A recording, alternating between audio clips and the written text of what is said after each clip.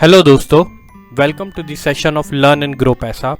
आज हम आपके साथ बड़ी ही खास वीडियो लेकर आए हैं जिसमें हम जानेंगे कि पोर्टफोलियो को कैसे बनाया जाए। मेरे कई सारे दोस्त मेरे से क्वेरीज पूछते हैं कि कैसा बनाना चाहिए अपना आइडल पोर्टफोलियो, किस हिसाब से अपने मनी को डिस्ट्रीब्यूट करना चाहिए अपने पोर्टफोलियो में, और कैसे कैसे हम अपने फंड को मैनेज करें।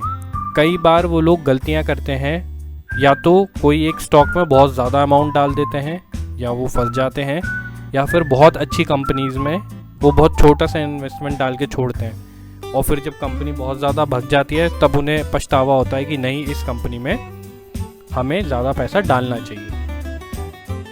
तो चलिए ये सारे क्वेरी का रिजॉल्व करने की पूरी कोशिश करेंगे हम, और जानेंगे कि कैसे हम अपना आइडियलिस्टिक पोर्टफोलियो बनाना चाहिए हमें, और कैसे अपने मनी को डिस्ट्रीब्यूट करना चाहिए सारे डिफरेंट स्टॉक्स में और डिफरेंट कैपिटल वाइज कंपनीज में। मैं एग्जांपल लेता हूँ। सपोज कीजिए आपके पास 1,20,000 है। 20,000 रुपये को अभी थोड़ी टाइम के लिए साइड में रखिए, उसे भूल जाइए।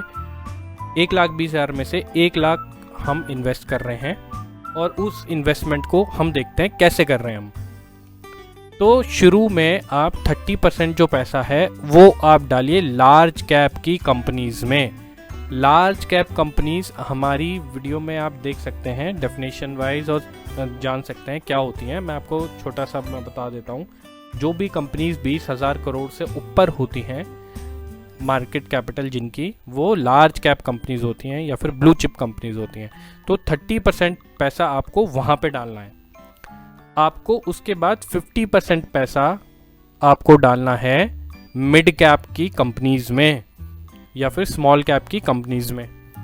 ये आपका क्या करेंगी, आपके पोर्टफोलियो को बहुत तेज़ी से बढ़ाएंगी, इसलिए इनका साइज ज़्यादा है, राइट। अब जो बचे 20% का रेशियो, उस 20% को आप डालिए स्मॉल कैप या फिर माइक्रो कैप कंपनीज में, जो कि 1000 करोड़ 500 करोड़ से नीचे की कंपनी है मार्केट कैपिटलाइजेशन में। मगर एक शर्त है, इन तीनों सेक्टर वाइज या तीनों आप जो रेशियो वाइज डिस्ट्रीब्यूट कर रहे हैं, आपको सारी कंपनी फंडामेंटली गुड उठानी है। कचरा कंपनी बिल्कुल भी नहीं छूनी है। सिर्फ और सिर्फ फंडामेंटली गुड कंपनीज होनी चाहिए आपके पोर्टफोलियो में, ताकि आपको डेली बेसिस सुबह शाम आपको कंपनीज को ट्रैक नहीं करना पड़े। सिर्फ और सिर्फ क्वार्टर रिजल्ट या फिर ईयरली रिजल्ट आप चेक करें और आपका काम निकल जाए। तो ये तो मोटा मोटा हाई लेवल पे आपका डिस्ट्रीब्यूशन हुआ, 30%, 50% एंड 20%। अब इनके अंदर इन कैप वाइज में आप किस हिसाब से डिस्ट्रीब्यूट करेंगे अपना हर एक शेयर में फंड्स। तो मैं ये बोलता हूँ, हर कंपनी को आप अपने 1 लाख का 5% दें, जो कि हो गया 5,000 रुपये। तो लार्ज कैप में जो 30% हुआ 5% का, तो आपके कितने शेयर्स हुए? 6 शेयर्स, राइट। तभी वो 30% 30,000 बना और 6 शेयर हो गए आपके पास लार्ज कैप के। मिड कैप के आपके पास शेयर होंगे लगभग 10 शेयर। 10 शेयर आपके पास मिड कैप या स्मॉल कैप के हो गए। कितने हुए? 10 और 6 16 शेयर्स हो गए, और बचे 20% का जो कि स्मॉल कैप और माइक्रो कैप है। इसके हुए आपके 4 शेयर्स 5% के हिसाब से। तो 5,000 रुपये आपने सब जगह डिस्ट्रीब्यूट करा। तो इससे क्या हुआ, एक तो आपका पोर्टफोलियो बहुत डाइवर्सिफाई हो गया, आपका रिस्क मिनिमम ऑलरेडी हो गया। आपने अपने पैसे को स्मार्टली इधर उधर शिफ्ट किया कैप वाइज।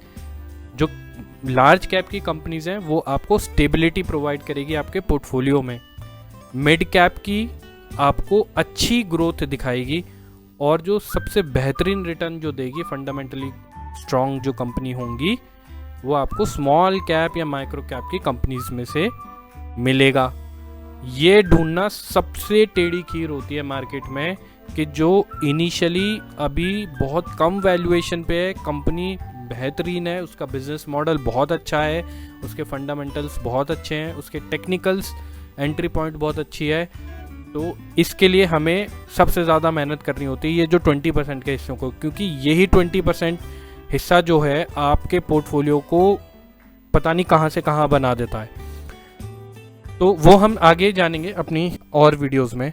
तो हमारे पास टोटल हमने जाना 1 लाख के हिसाब से 5% में हमने डिस्ट्रीब्यूट करा सारे स्टॉक्स में, और उन 5% के हिसाब से हमने अपना टोटल 20 स्टॉक खरीद के अपने पोर्टफोलियो में रख लिए।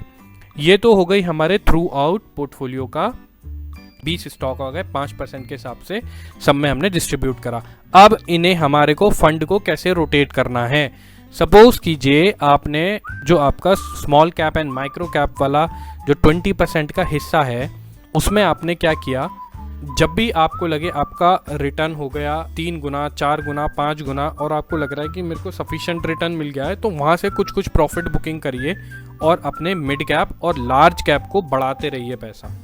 क्योंकि जब आप अपना ज़्यादा से ज़्यादा कुछ टाइम आप ऐसा होता रहेगा, आपने प्रॉफिट बुकिंग करी, लार्ज कैप को खरीदा या फिर मिड कैप की अच्छी कंपनीज खरीदी, ऐसे करते करते आपको कुछ टाइम बाद रियलाइज़ होगा आपका लार्ज कैप बहुत ज़्यादा अच्छे फंड पे पहुंच गया है, जो कि लॉन्गर टर्म में वो अपने आप को स्टैब्लिश कर चुकी हैं कंपनियां और आपको बेहतरीन रिजल्ट वो देंगी ही देंगी।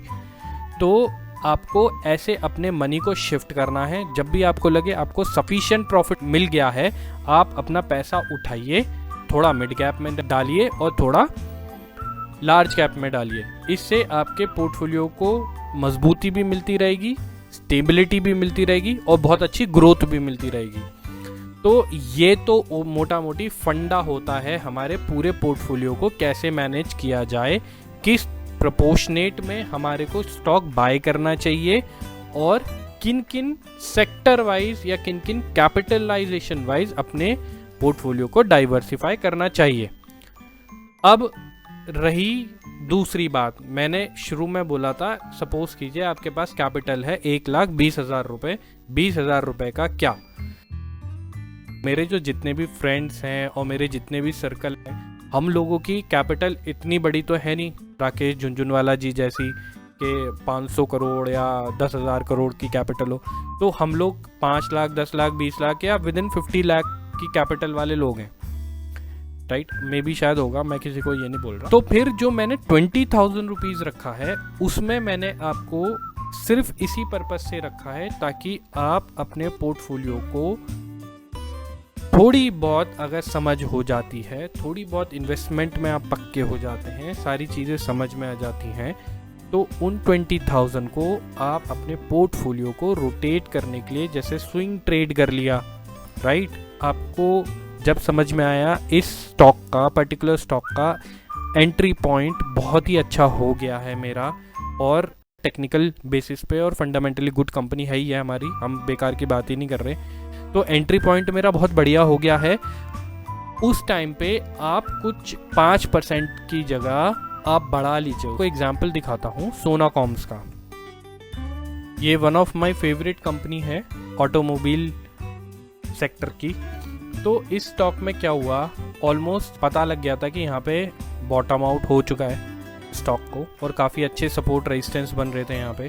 तो यहाँ पे मैंने और कई फ्रेंड्स ने बाय भी कराया था। तो यहाँ से तो हम पे पूरी लिवरेज थी कि यहाँ पे हम अपनी साइजिंग 5% की साइजिंग को तोड़ दें, और मैंने तो तोड़ा भी। 5% की अपनी जो भी रूल्स रहता है उसको मैंने तोड़ के इसको ज़्यादा कैपिटल डाला और विद इन 1 और 2 वीक्स इतना बेहतरीन रिटर्न है। देखो हमारे पास ऑलमोस्ट 580 के आसपास खरीदा तो 100 पॉइंट से भी ज़्यादा मिल रहे हैं विद इन 1 और 2 वीक्स।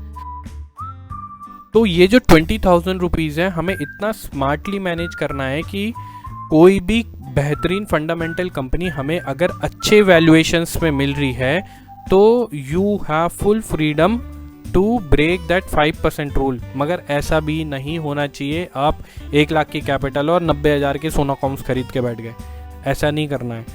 जो बढ़ाई जाएगी वो भी हिसाब से 10%, 12%, 15%, दैट्स इट। तो यहाँ पे हमें वो लिवरेज मिल जाती है उस 20,000 को स्मार्टली मैनेज करने के लिए। तो अब अगर मैं अभी भी प्रॉफिट बुकिंग करूँगा तो ऑलरेडी मेरे पास काफ़ी बेहतरीन रिटर्न मिल चुके हैं, राइट। लगभग 20-25% के। तो एक हफ्ते में 25% is not a bad, it's very good. Bank में तो पता नहीं कितने साल लग जाएंगे अगर आप 20,000 को डालोगे उसको 20% के हिसाब से उतना बनने में। तो इसलिए वो 20,000 रुपये अलग किए गए हैं ताकि आप अपनी साइजिंग को बढ़ा सकें, अपने प्रॉफिट को मैक्सिमाइज कर सकें और टाइमली अपना पोर्टफोलियो को चर्निंग कर सकें। पोर्टफोलियो चर्निंग बहुत ज़रूरी होती है क्योंकि हम लोगों का जो पोर्टफोलियो है इतना बड़ा है नहीं। अगर हम पोर्टफोलियो को चर्निंग करते रहेंगे, टाइम टू टाइम बाय करते रहेंगे, टाइम टू टाइम सेल करते रहेंगे, इससे हम अपने पोर्टफोलियो को बहुत तेज़ी से बढ़ा सकते हैं। अदरवाइज हमारी जो सोर्स ऑफ इनकम्स हैं वो भी लिमिटेड हैं। We can not put every and all money into the market all at once.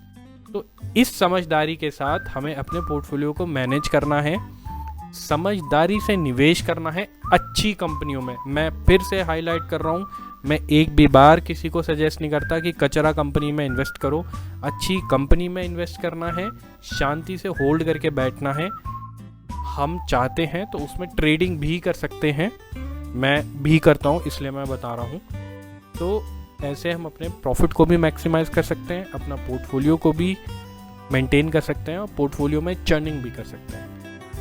तो चलिए दोस्तों, अगर आपको ये कॉन्सेप्ट समझ में आया है पूरा, जैसे कि मैं अपना पोर्टफोलियो को मैनेज करता हूँ, तो आप प्लीज़ कमेंट्स में अपने वैल्यूबल फीडबैक दीजिए। इससे बहुत ज़्यादा मोटिवेशन मिलती है हम लोगों को।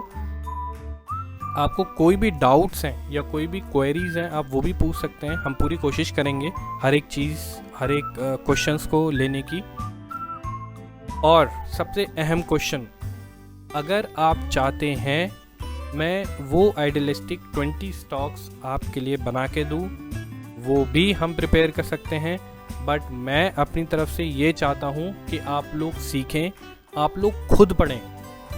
मैं अगर अभी भी आपको स्पून फीडिंग करा के 20 स्टॉक बता दूंगा, आप आराम से जाएंगे और बिल्कुल पढ़ना बंद कर देंगे और वही कंपनी उठा के अपने पास रख लेंगे। वो पर्पस है ही नहीं हमारा।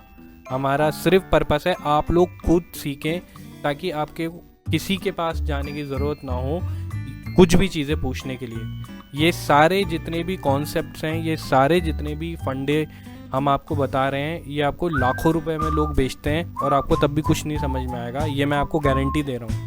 ये लाखों का कोर्सेज होता है और आपको कुछ भी नहीं समझाएंगे वो लोग। तो आपको समझदारी से करनी है चीज़ें, आपको तब भी आपको लगता है तो प्लीज़ आप कमेंट में बताइए। हम कोशिश करेंगे अच्छे स्टॉक्स का बंच या बंडल आपको एक छोटी सी वीडियो आपको बना दें ताकि आप उसे देख के एग्जाम्पल ले सकें। ठीक है दोस्तों, अगर आपको हमारा कंटेंट अच्छा लगता है तो लाइक कीजिए, प्लीज़ सब्सक्राइब ज़रूर कीजिए हमारे चैनल को। हमें मोटिवेशन की बहुत ज़रूरत है, वो ही हमारे को आगे पुश करता है ज़्यादा से ज़्यादा वीडियो लाने के लिए। और शेयर कीजिए ज़्यादा से ज़्यादा अपने दोस्तों में, अपने सर्कल्स में। टिल देन मिलते हैं अगली वीडियो में। जय हिंद।